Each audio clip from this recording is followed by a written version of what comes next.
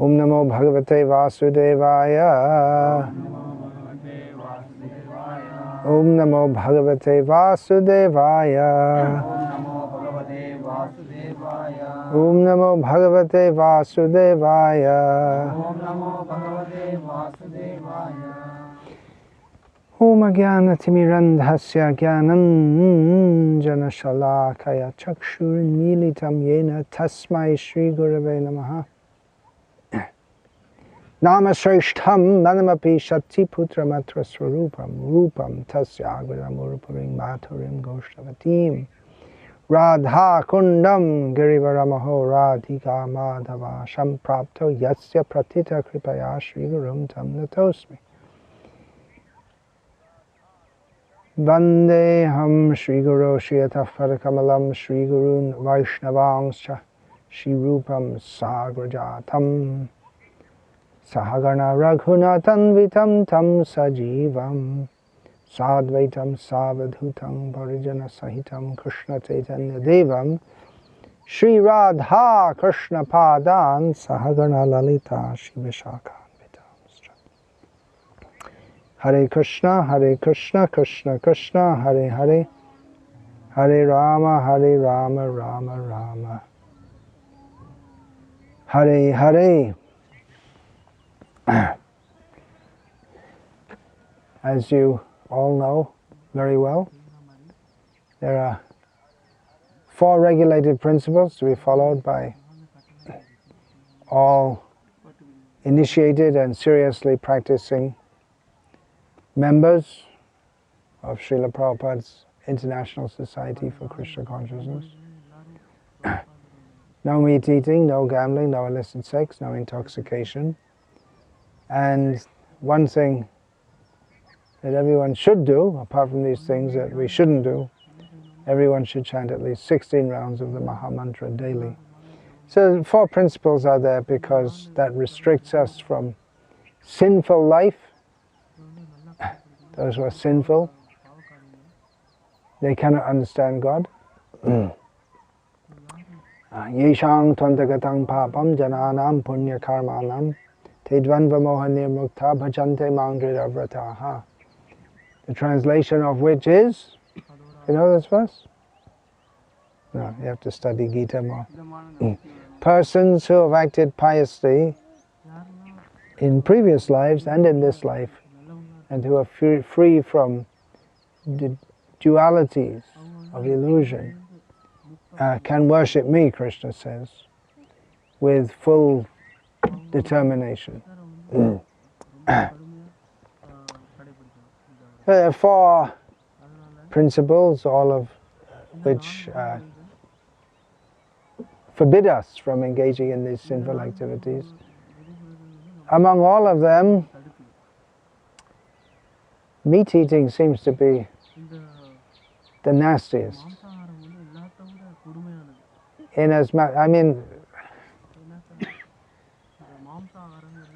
I don't know about all of you, but I was raised in a family where meat eating was normal. I would think probably that's true of all of you here too.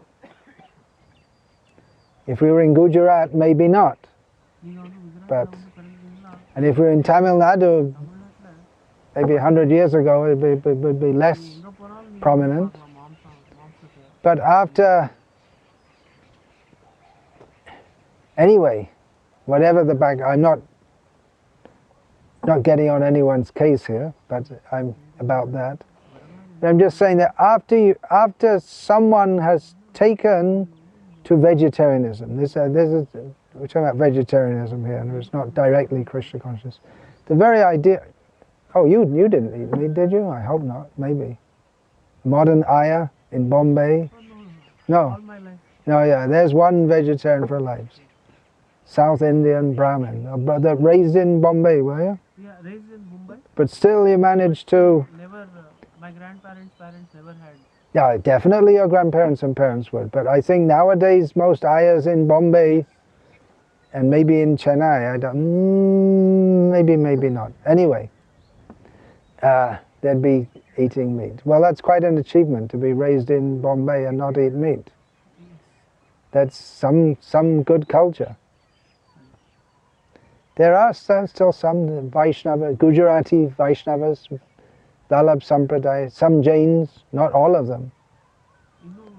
I'm talking about in Bombay. In Gujarat there are many still.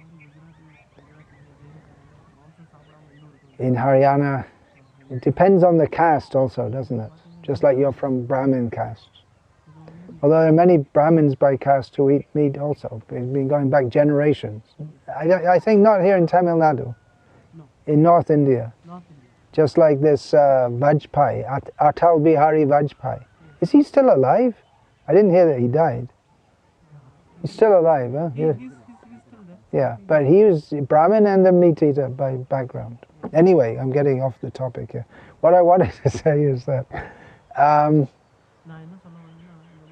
what about you? What does it matter? I mean, it doesn't matter that much, but just out of curiosity.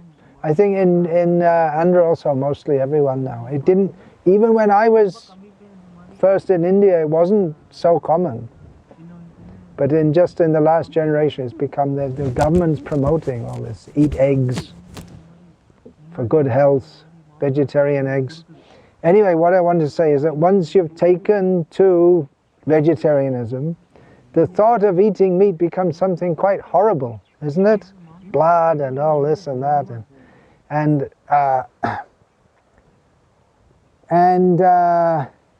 among all the four principles, it's one which directly does harm to others. They all do harm, but in illicit sex, if it's consensual, then you don't directly see the harm, although you get karmic reactions. Alcohol drinking is often the cause of violence, which does harm to others, but directly the killing of animals. Of course, it's possible to be a meat eater without killing animals. Like most Buddhists, they don't kill animals, but they eat meat. They have someone else kill the animal. But even apart, that's a kind of hypocrisy.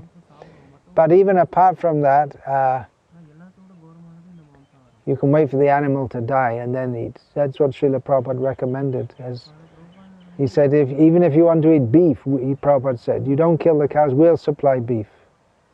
He said, Prabhupada said, we can arrange that we'll supply the beef. That's an arrangement can be made. And that used to be that Chamor caste is there. They'd take, when there's a dead cow, they'd be called to take away, and they'd eat the beef. And they'd take the skin and make shoes. Therefore they're called chamar. Chamar means the skin of the animal. And various things they'd use like that.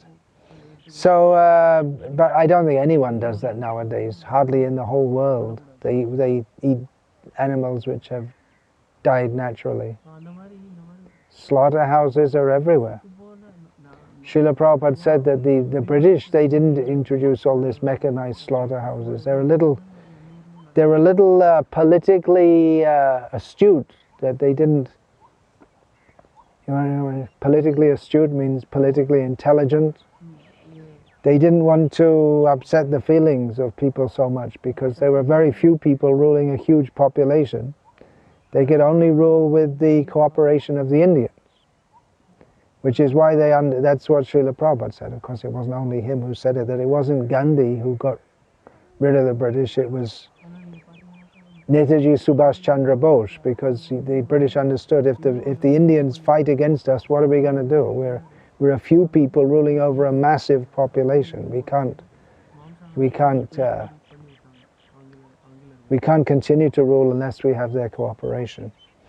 So, but it was only after the political independence of India that another meat-eating Brahmin, Nehru, it's a long history, but anyway, the slaughterhouses came up more. So anyway, I didn't say anything directly about Krishna consciousness very much now, and really in Krishna consciousness, vegetarianism isn't our subject matter. I just read this morning a letter from Srila Prabhupada to one of his disciples, in which it seems she had been invited to address a group of vegetarians, and Srila Prabhupada wasn't very enthusiastic about it. He said, we're not really interested, vegetarian or non-vegetarian. Our subject is to preach about Krishna Prasad. If they take Prasad, they're automatically vegetarian. And Srila Prabhupada said, vegetarian or non-vegetarian, they're both sinful. Of course, the sinfulness of vegetarian is considerably less than those who are non-vegetarian. But it doesn't necessarily mean that because someone's a vegetarian, they're going to be a devotee of Krishna. Although Srila Prabhupada did end that long paragraph in which he discussed about how in preaching, our preaching is kirtan, talk and distribute prasad. This is our preaching, not discussing about vegetarianism per se. Srila Prabhupada did say that he, after saying all of this, he wrote one sentence at the end, but it is a fact that people who are vegetarians, they can more easily come to God consciousness.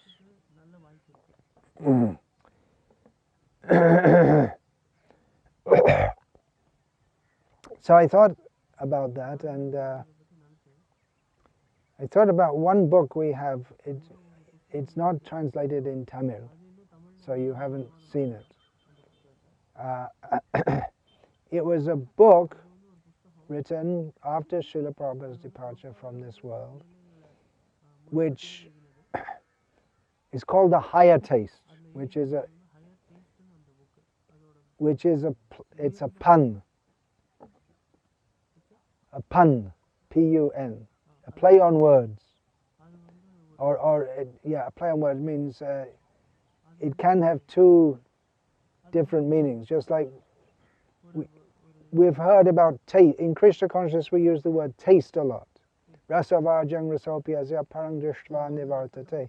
If one gets a higher taste, then he can give up a higher taste of Krishna consciousness, then he can give up the lower taste of sense gratification. So the book is called The Higher Taste, and a person who gets the book, they wouldn't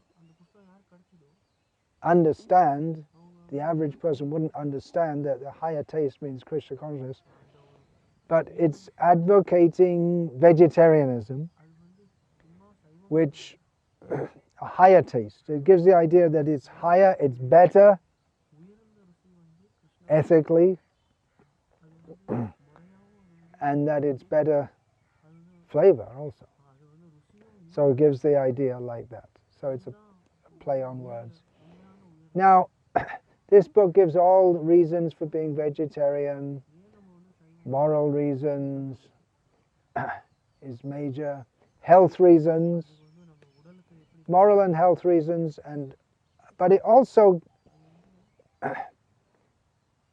sets off or gives an introduction to Krishna conscious philosophy, the laws of karma. It discusses how, I'm saying morally means killing animals means inflicting pain on them.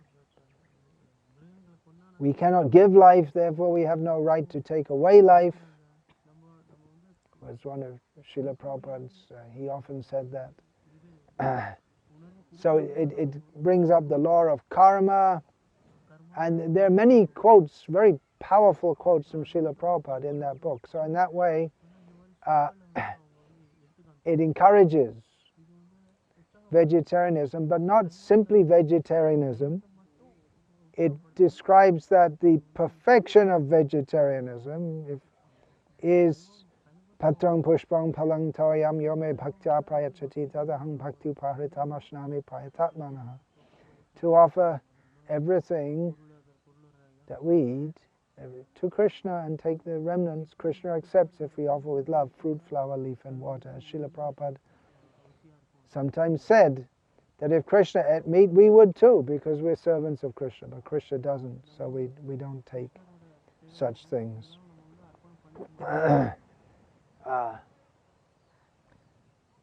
So in this way, it gives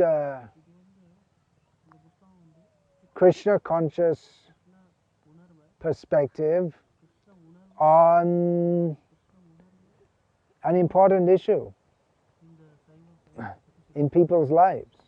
இது எப்படி மக்களோட மக்களோட At some point in time, of course, yeah, everyone's raised in a family either meat eating or non-meat eating, and at some point in time people have to decide for themselves குலங்கள்ல பிறக்கறாங்க which way they want to go. Most people don't think about it very much.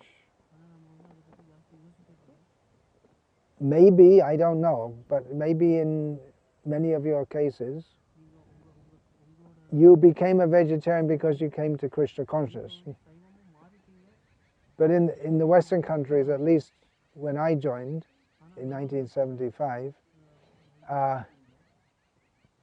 almost everyone who joined, we were all young, mostly those who were joining, we were already vegetarian before we joined. But although we weren't raised in vegetarian families, we'd taken a decision. I was one, and practically everyone who was joining had taken a decision to be a vegetarian. You also had to decide.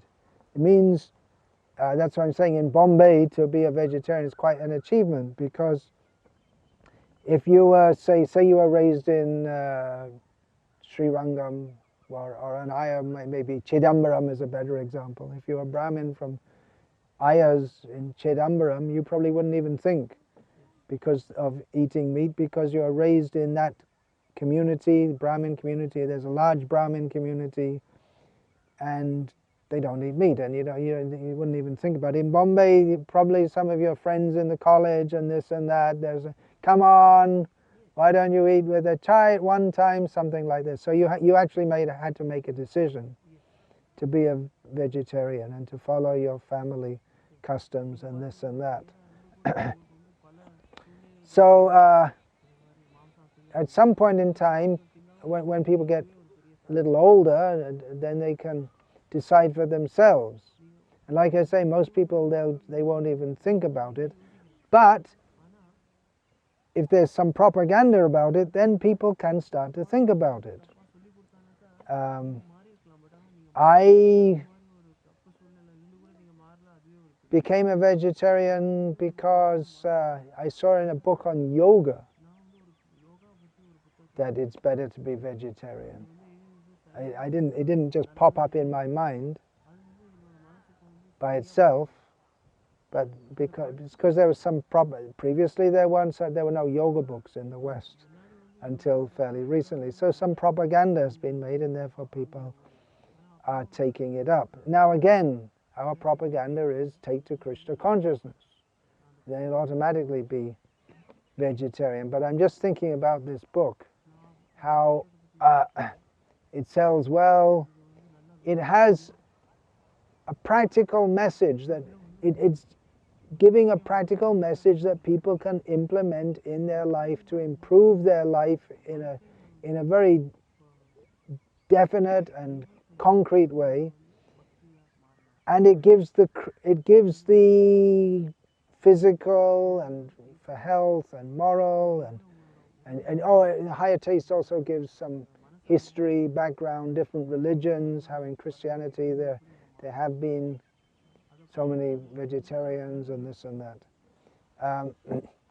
But it introduces people to something which is an issue through Krishna consciousness. Just like I saw in a yoga book, and I started doing yoga and this and that. And it seems in the Western countries many people became vegetarian. Health was a major factor, but it seems nowadays more and more it's on an ethical basis also, because people, maybe more so, because people are informed about the horrible treatment of animals and how it's just come, and the fact that there are so many vegetarians in the Western world. They used to think that you can't be fit and healthy without eating meat, but that's quite clear that because there are so many vegetarians in the Western world now, it's quite clear that you don't need to eat meat to be fit and healthy. So many people now, the vegetarians, especially the veganism is promoted. They're saying don't take milk, don't take milk products because the cows are treated so badly in the Western countries, and actually in India also, mostly. Cows are not treated well, mostly. It's mistreated. They're not treated very nicely. The best they can hope for is to be in the cities, is to be put on the street to find some garbage to eat. And so many are slaughtered. In Salem there's a slaughterhouse. That means in every town and every large town in Tamil Nadu. Now, that's one way we can connect with people that we couldn't otherwise connect with. Just like by bringing up this topic, just like Jains. Mostly they won't take our books, they're not interested. You're looking up at the camera, you know. But they are very much promoting cow protection, vegetarianism. So you say, look, this is a... Because many people who are vegetarians here in India, they don't really know why. And they don't have much information. And so you can tell them, here, look, here's a book, which gives you... When people ask you and they get on your case, why you're vegetarian, come on, eat meat. You can tell, here, look, here are all the reasons. One very interesting thing in that higher taste book is it shows that the kind of teeth that humans have and the intestinal tract that they have, the digestive tract, is similar to those of vegetarians, not of meat-eating animals. Yeah, digestive tract. That's a tough one in Tamil. I have to think about it. You don't tell me, I wouldn't know. How would you say that in Hindi? Pachan prakriya. This intestine is... No, I'm talking about the digestive tract. I mean, the digestive tract is everything from the mouth to the anus, isn't it? I think. I'm not much up in biological terms. Yes. At least from the tongue till the large intestine. Is it? Yeah. Okay, well anyway,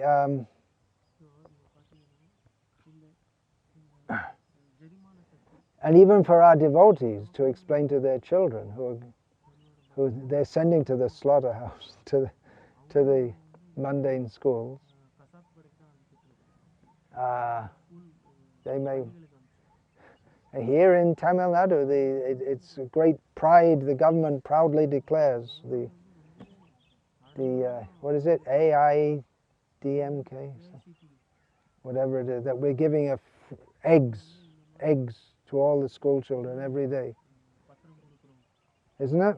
They're giving eggs. So that was under Jayalalitha, Brahmin, Vaishnav chief minister. She brought this in, eggs for the children. So I'm just thinking it would be good to have a book, but for India, we're not that higher taste book doesn't bring up the Indian issues so much. It's a different atmosphere here regarding vegetarianism, because it is, in the West it's not, but here it is very much connected with dharma. That, for instance, Muslims and Christians here in India, or Muslims pretty much everywhere, although there are some vegetarian Muslims, but Christians, especially in India, think that it's part of our dharma. We have to eat meat. And I was told that by Satya Gopinath Prabhu, I think told me that he's in Rajamandri, and he made a very beautiful temple there on the bank of the Godavari. Right. I often get mixed up between Godavari and Krishna. Krishna is in Vijayawada. That they bring the Christians bring people to baptize with Godavari water, unless they get Godavari water on their head, which is, but to make them to be sure that they're doing it not just for the money they get for converting or whatever. They have to do something like stamp on a picture of Hindu gods and eat beef. It's eating beef, because the Hindus who become Christians, they might have eaten beef prior to that. Probably most of them were eating chickens and mutton and all kinds of things, fish maybe from the Godavari. But eating beef, that's a sign that you've rejected Hinduism. Of course, nowadays, Hare Krishna. Hindus, especially in Kerala, are eating beef also. Very, very bad. But that's what happens. They start eating garlic, and then they eat. Next thing is they'll start to eat chicken, then they eat mutton, and then beef is cheap comparatively. So it's a down spiral. But it's a different atmosphere. It's connected to Dharma, and many people, still the culture is there strong enough that people, if you even talk about it, they'll take it up. I used to hear in Salem, we used to go in the colleges and do programs and in the schools, and without even talking, just presenting Krishna consciousness, and people's pious sentiments become awakened, and then just speak a little bit about why we shouldn't eat meat, and then on the spot, without hardly any preaching about it, then so many children in the school, 15, 16 years old, they'll vow, no, now we'll become vegetarian. Because they still understand there's something not proper there. That may go that may change. Just like in Japan, it used to be, so I'm told, that most of the population were vegetarian. Maybe not the samurai, the fighters. But many people were because of the influence of Buddhism. But nowadays there's no such, and no one used to eat beef, but now they don't even have any feeling that it's wrong. In Sri Lanka, the monks means Buddhist monks, they very much want to stop cow slaughter. They still understand it's something wrong, even though Buddhists, mostly including the monks, are eating meat, but not beef. So that's a major issue, but we have to explain it. In the Western countries, they think it's a joke that Hindus don't eat beef. What's wrong with them, they think. and unless the Hindus themselves, which means the Jains, Sikhs, unless they're educated in this, then they also won't understand. So it needs to be explained to them. So I'm just thinking that we need to make a book for mass distribution, something like that Higher Taste book with plenty of quotes from Srila Prabhupada. If not for any other reason, the fact that it opens them up to the quotes of Srila Prabhupada, that's a good reason to distribute that book. Actually, we should have so many books on so many topics, addressing topics that of people's practical lives. This Sahadev Prabhu, he's written so many books on so many topics. That oil book, that became, he was given an honorary PhD by the then Chief Minister of Andhra Pradesh, because he read that book, the Chief Minister. He became the oil crisis he was talking about. And he gave many quotes from Prabhupada, and the Chief Minister, who was a Christian, actually, but he was very impressed by this. And he especially was very impressed by the quotes from Srila Prabhupada. So, like this, on various issues, it's a good way to give the authoritative Krishna conscious Shastric perspective, We have that book coming back also, which here in India, in the colleges, many people, the Hindus, they want to tell us about reincarnation. We're raised as Hindus, and we believe in it, but we're taught science, and it doesn't seem.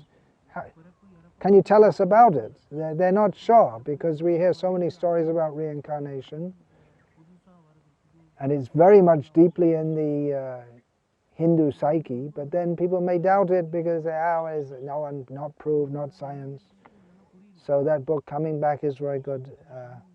That address. So I'm just saying we should have books giving the Krishna conscious understanding, the actual understanding on all various issues. I'm particularly talking about vegetarianism here,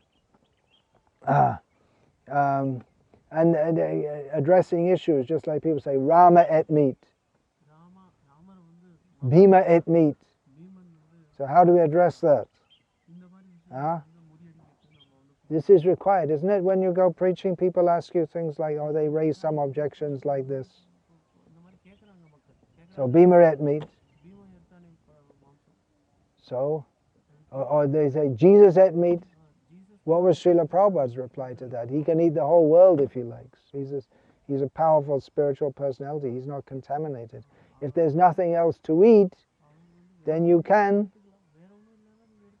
Srila Prabhupada said, in the desert, if there's nothing else to eat, you can eat.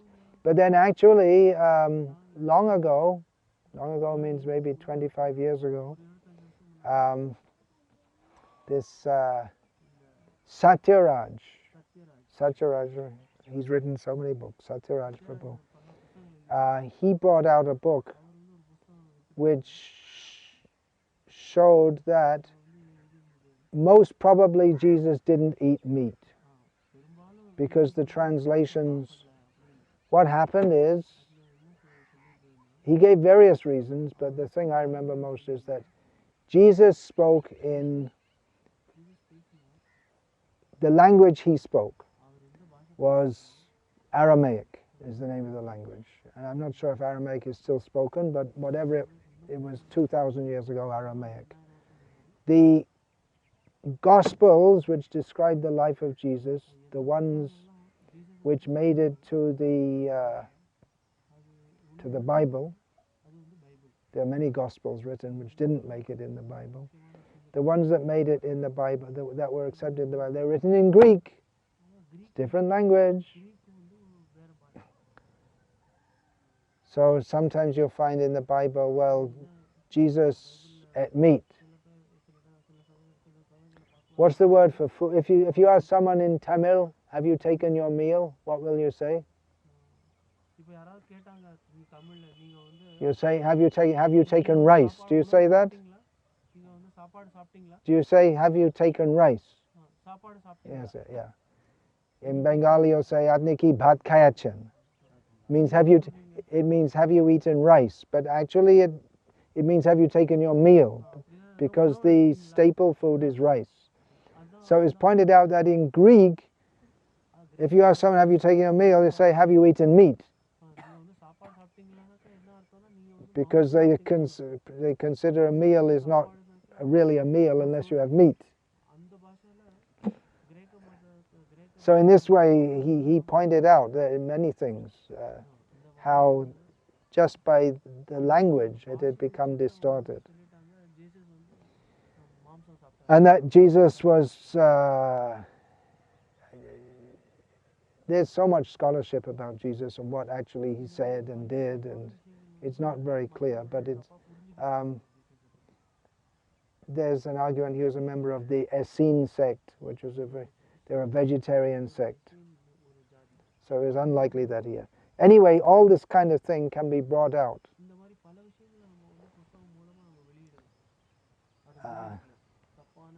From a Krishna conscious perspective, and that will be helpful for our preachers to preach and to give this information. And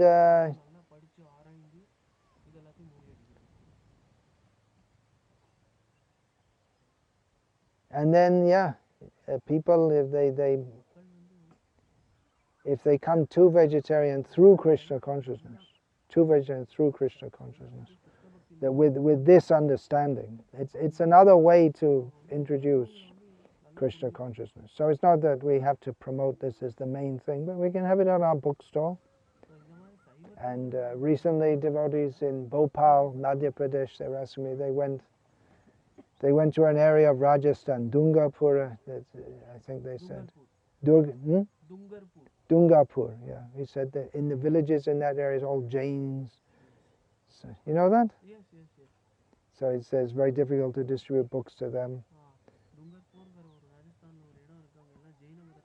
So I was thinking, if we had this kind of thing, we could promote this. We have to see how to connect with people. I'm told that our books in Arabic, recently, the last 2 years or so, there's been a big push for distributing Srila Prabhupada's books in Arabic. You may think, well, how are we going to distribute books in Arabic in the Muslim nations? Well, there are many Arabs who don't live in the Muslim nations. For instance, there are many students and immigrants from Arabic countries to the Western countries. And it's also not so well known that not all Arabs are Muslims. There are many Christians also.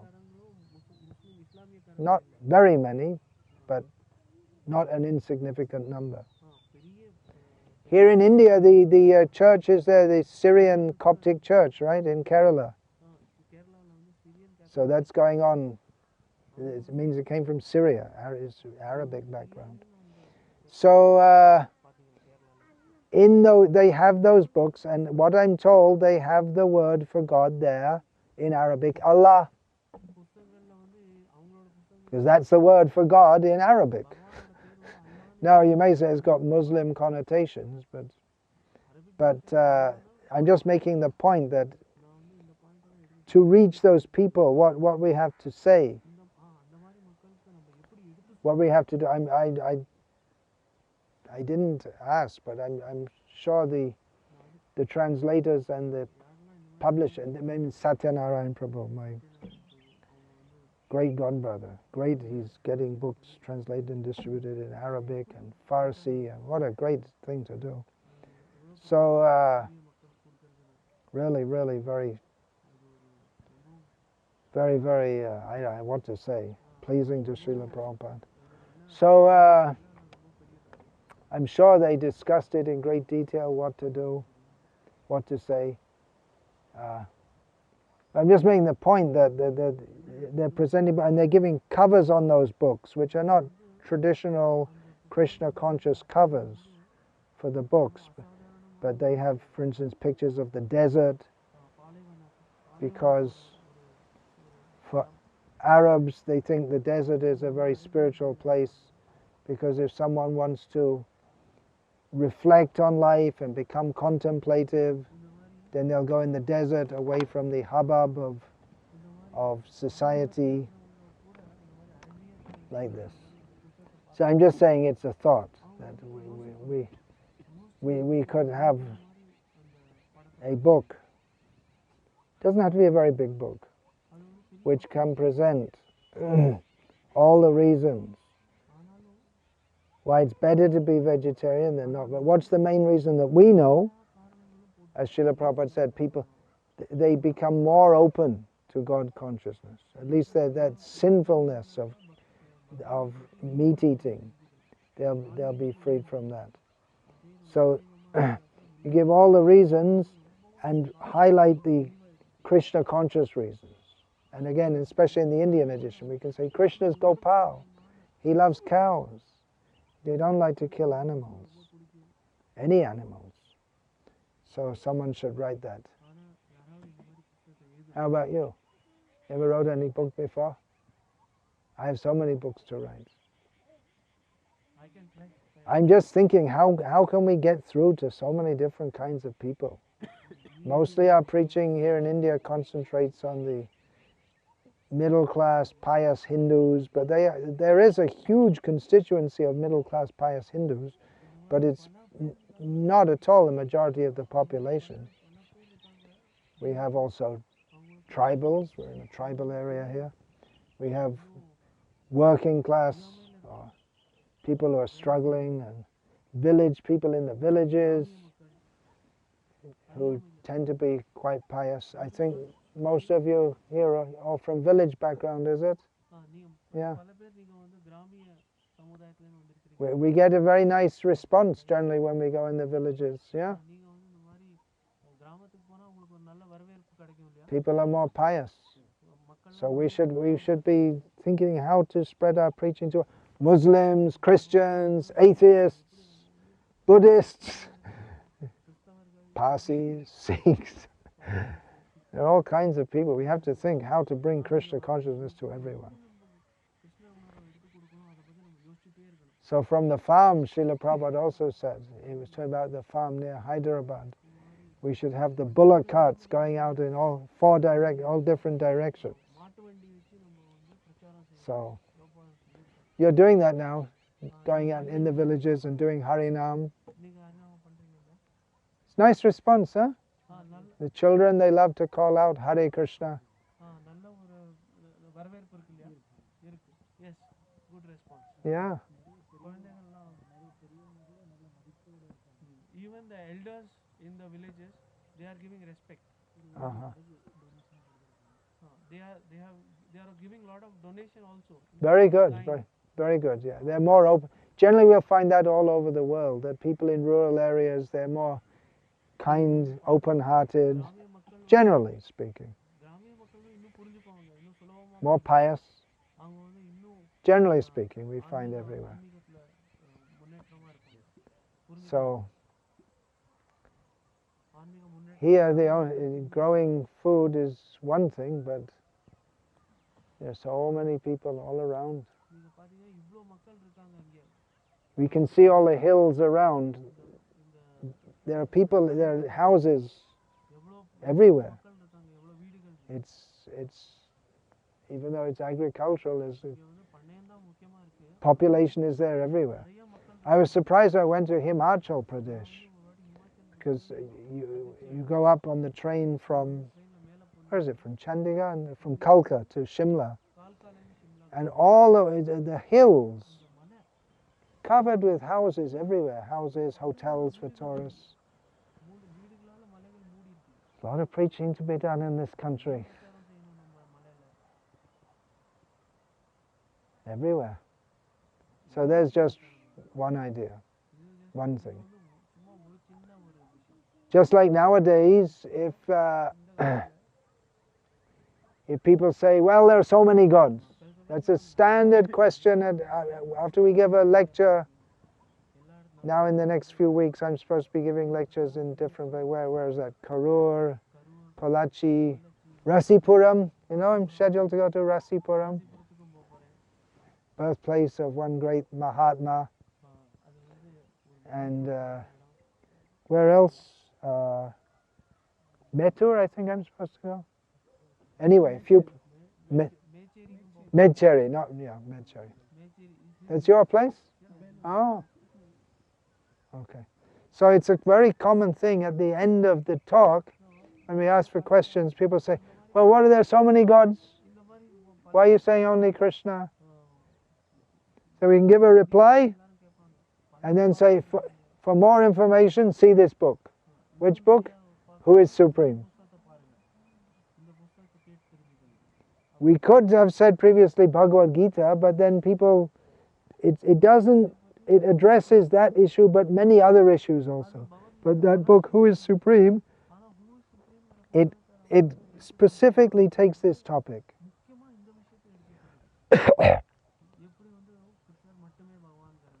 So similarly, when people ask, well, reincarnation, we have a book specifically on this topic. So vegetarianism also. Why vegetarian? Not exactly vegetarian. We're Krishnatarian, Srila Prabhupada used to say. So okay, here's the book. So it becomes the authorized information and everything in one place. There's so many topics we put. I have that beginner's guide to Krishna consciousness. Everything's there for beginners. Actually, the first book I wrote in English, the first book I wrote was actually in Bengali because I was in Bangladesh, which was like the beginner's guide because we were going village to village, and because of the nature of the situation at that time, we couldn't spend, or we thought we couldn't spend very long in one place because we were afraid that the authorities would catch up with us. So it was hit and run. We'd go to a village one day and then the next day another village. So I think people become very excited and enthusiastic, and then we go, and then we give a few books here and there, but I thought we should have a little book which just tells people, what do you want to do if you want to take this up seriously? So I wrote that. Then the next book I wrote was the Brahmacharya and Krishna consciousness, because there were so many questions coming again and again about practicing Brahmacharya, so I thought, okay, I'll just put it all in a book. And then the questions don't come. Hardly nowadays, because the book's there. So we need all kinds of books on all different topics. I know that most of you here are not educated to the level of writing books. It doesn't matter. You chant Hare Krishna. This idea that you have to be very educated, that's this idea that if you're more educated, you're better. It's not. If you're chanting Hare Krishna, you're the best. All of you here, you may not be very educated, but you're all much better than all these big educated people who are not chanting Hare Krishna. Jai Bhaje Shai Baro, Chaitanya Mahaprabhu said. Whoever worships Krishna is great. So, I'm just putting this idea out for whoever can take it up. It may not be for you. Exactly. There you have children. He's healthy now?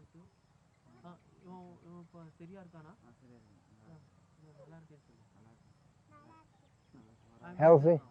Healthy now? Had to go to a hospital? He says I'm fine now. Okay, good. So when he grows up, he may, not so, he may not. Now he's a small boy, but as you know, it doesn't take long for them to become bigger. How they change quickly from a little baby. Now is already completely different from a little baby, right? And after 10 years will be completely different again. And at that age they may be asking, well, why this, why that? So it's useful to have all these different kinds of books too. So all the information's there. You can tell them this, and it becomes very convincing. Hare Krishna.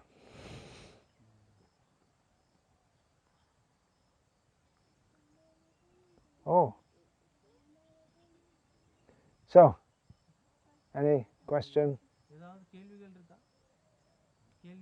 I think the area you're from, still people know that vegetarian is best. Here in Tamil Nadu, they may not even know.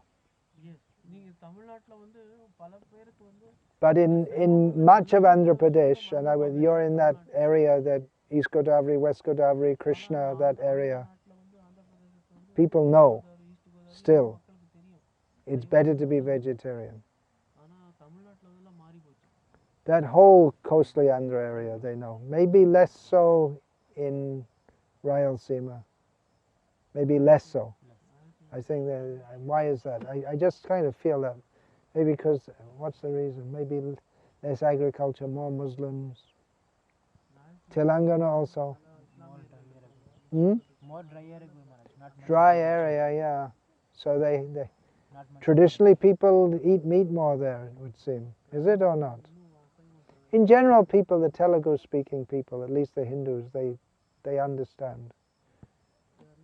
They still have that feeling that vegetarian is better. Must be there to some extent in Tamil Nadu, because like I say, they go into college and so many students, they decide on the spot they don't want to eat meat anymore.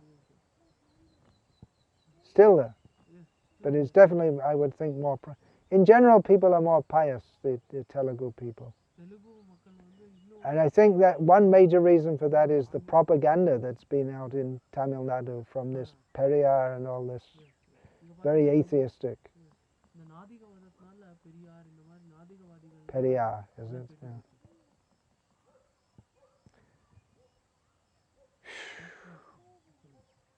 What a big job we have to try to turn around, anyway, this horrible society. Krishna can do everything. He's asking if we can, while we go to preach, if we can tell the people the wrong philosophy which is being presented by which was presented by Periyar, the wrong point. Actually, we need a book in Tamil. We need that to defeat atheism. But I think that influence is fading out. It was this Karunanidhi built his career on that. Karunanidhi, he built his political career on that. But the next generation of politicians, even his own son Stalin, he's not so anti-religious.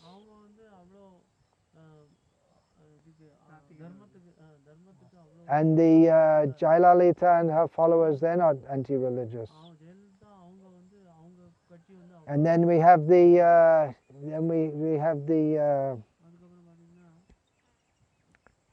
what's his name? That Rajinikanth. He's getting into politics just before he dies. He's so old. But this Kamal Hassan, he's a rascal. Whoops, I didn't say that. He's an anti-Hindu Hindu, like Karunanidhi.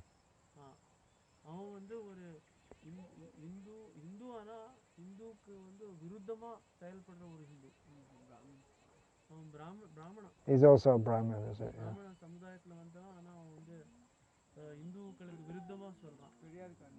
We'll have to see. He has taken to the Periyar philosophy. Yeah. We'll have to see. The whole Tamil Nadu political scene is unclear. It's unclear because it was dominated for years by Karunanidhi and Jayalalitha, and Jayalalitha's dead, and Karunanidhi's, for all practical purposes, retired, and he's very old, and it's unclear what the future is going to be. And although we directly don't have any interest in all these things, but it does make a difference because people are very influenced by these policies. I mean, definitely Nehru had a tremendous influence on the direction of modern India, and it wasn't good.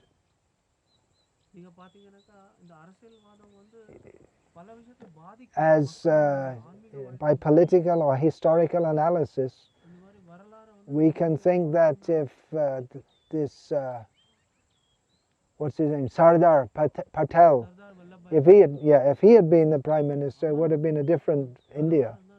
Anyway, so it's very open, but it's what's going to happen in Tamil Nadu is not at all clear. How the political landscape will unfold, but it seems that the time of gross atheism it's receding. It's receding. It would seem like that. But then the Christian conversion is coming up, which is also detrimental to preaching pure Krishna consciousness. He says that the entire Nagarkoil area in Tamil Nadu has been converted to Christianity. Yeah, that's true. 90%. Yeah.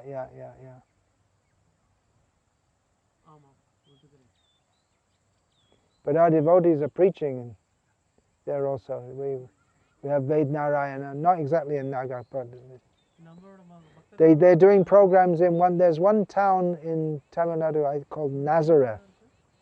Nazareth, or is it Bethlehem?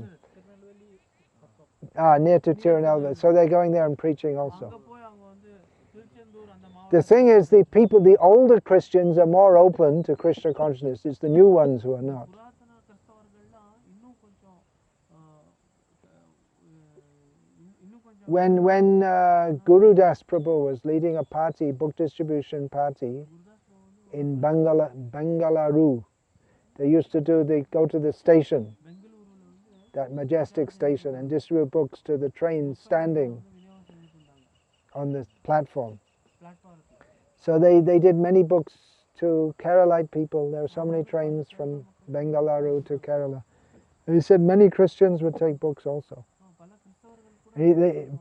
But how they would take it, they would first of all they'd open the book, read a little, and then they'd take it because they want to see if there's something substantial there. And he told me once that there was a whole group of Christians, and they took books, and they said to him that we know in Christianity there's nothing there. These are not the new ones; these are the old. Because if you're in India and you're a little intelligent, Keralite people, they're all most educated people in India, and they tend to be quite intellectual.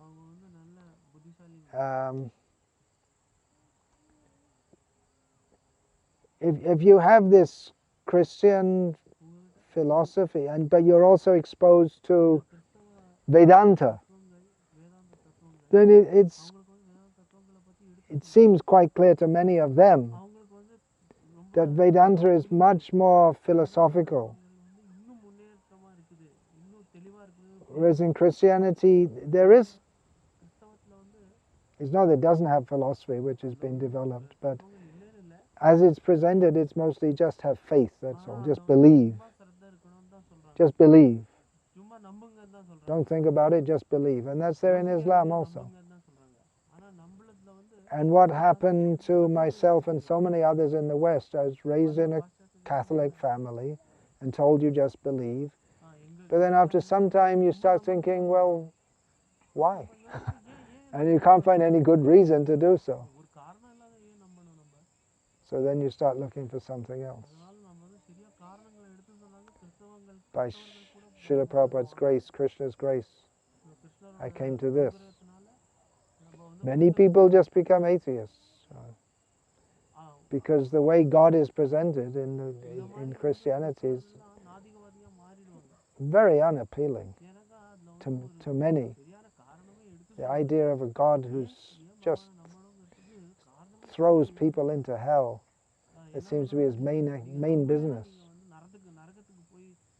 Very unappealing.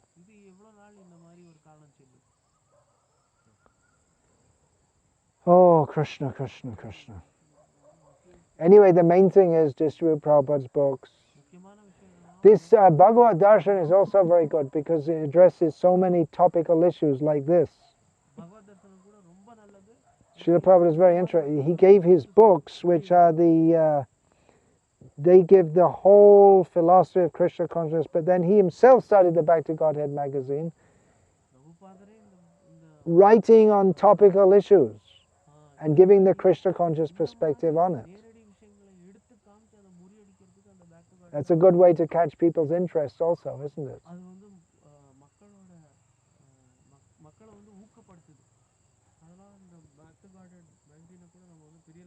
Bhagavad Darshanam in Tamil. He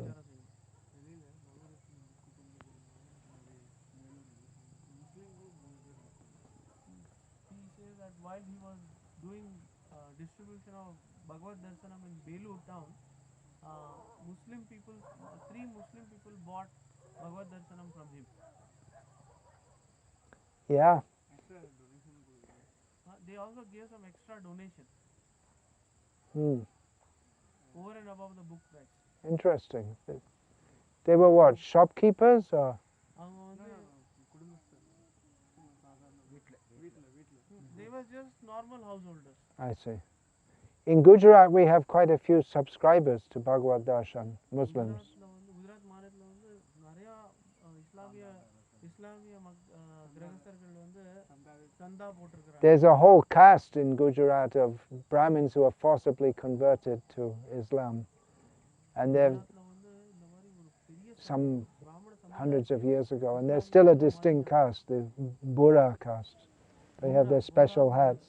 They're in Bombay also, you must have seen them. Yes. And they're very open and favorable to us. Yes.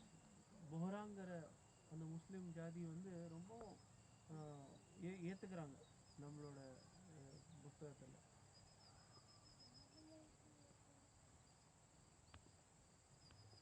They're a rich community, அவங்கள்ட்ட isn't it? You know, they do business. எனக்கு அவங்க வந்து இந்த மாதிரி விவசாயம் செய்கிறாங்க, வியாபாரம் செய்கிறாங்க. Vyavasai வியாபாரம் means the vyapara. வியாபாரம்.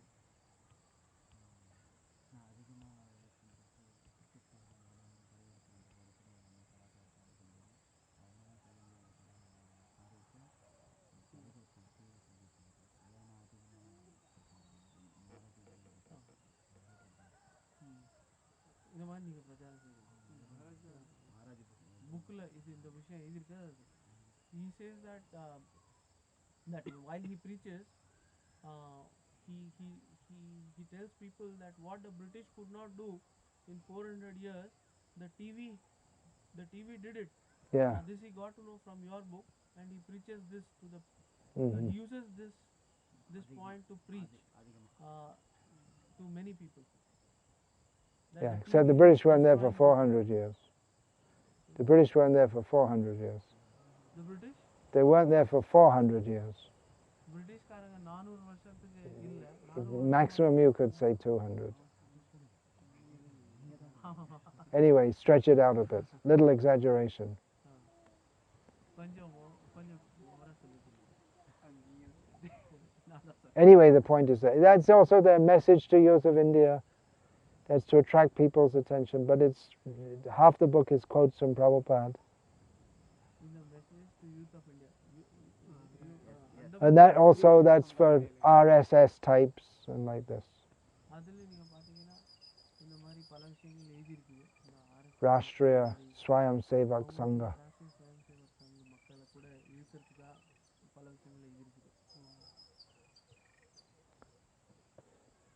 Yeah, so Gita, Bhagavatam, we should promote this. But then there are specialty books also. Specialty books.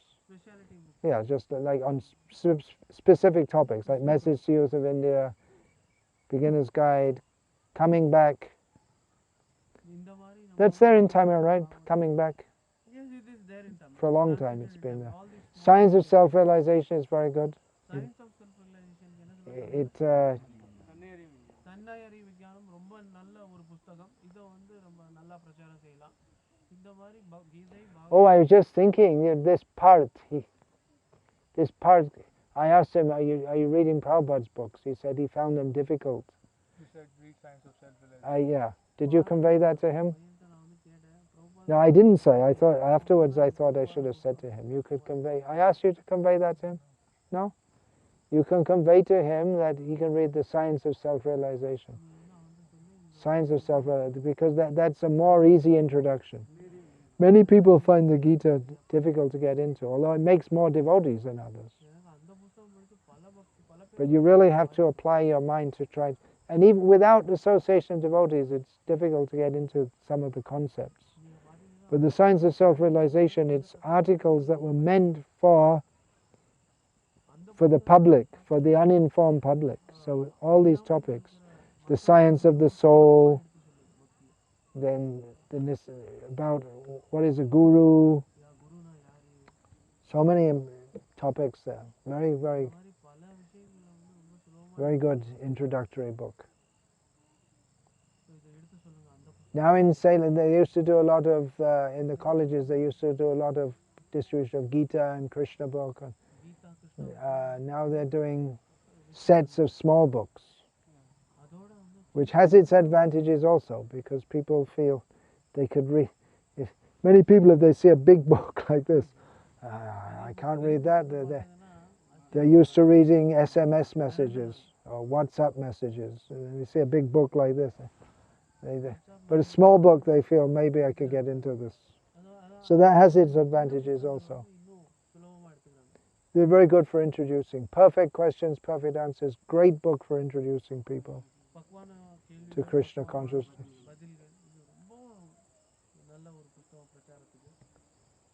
This Prabhupada life story also, very good. So many things. Hare Krishna. Shall we finish that? I thought that would just be a 15-minute talk. It's more than 1 hour.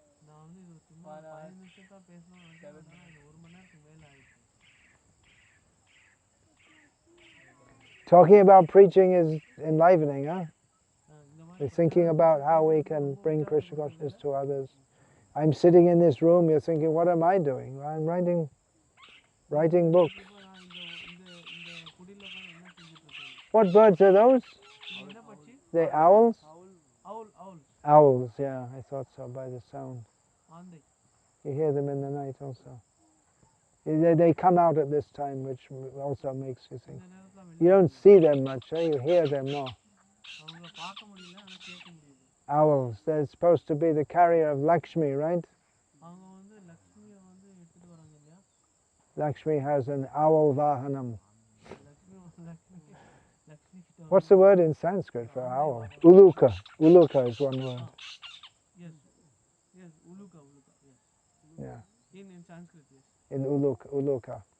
Sanskrit bhashalo uluka andai. That's one word. In Bengali they say pecha, which is not. If you say uluk, they don't understand.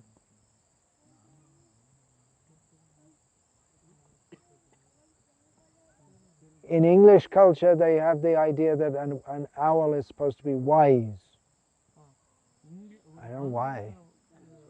Maybe because they have big eyes. Well, no, they actually don't have very big eyes, but it looks like that. Maybe it looks like glasses or something. I don't know. I have no idea why. Here, I don't think so. Huh? They have their eyes look very big and round, so maybe it looks like someone who wears big glasses. Maybe, I don't know why. You could look it up on the internet if you want to waste a few minutes of your life. Tamil people feel that this owl is not so auspicious. Well, the sound is not nice, huh? The sound they make is a very harsh, grating sound.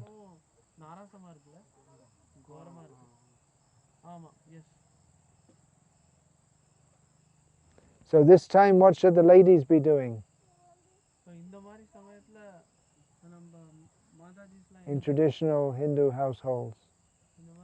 At dusk, what do they do? Dusk, sandhya.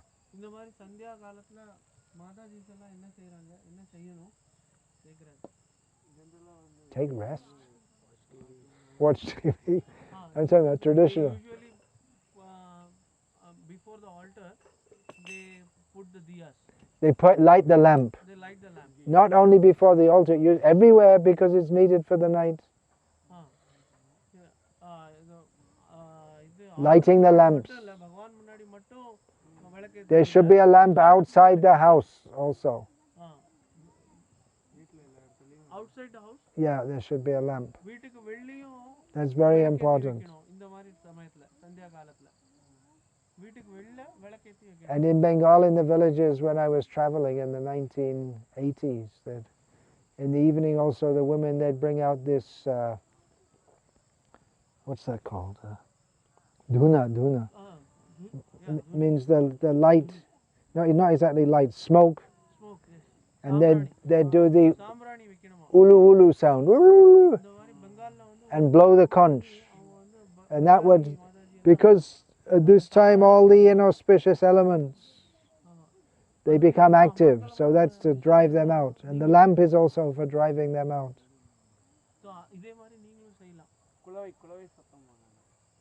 So go light your lamps and do the arati. It's late for the arati. Oh, and bang the gong also. Dong dong dong dong dong dong dong. Dong dong dong dong dong dong dong dong. All this going on. Quite noisy in the village at this time.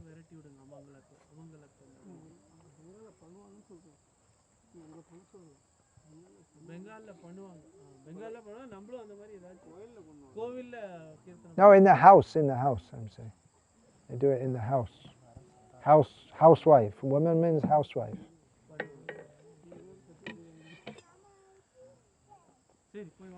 Okay.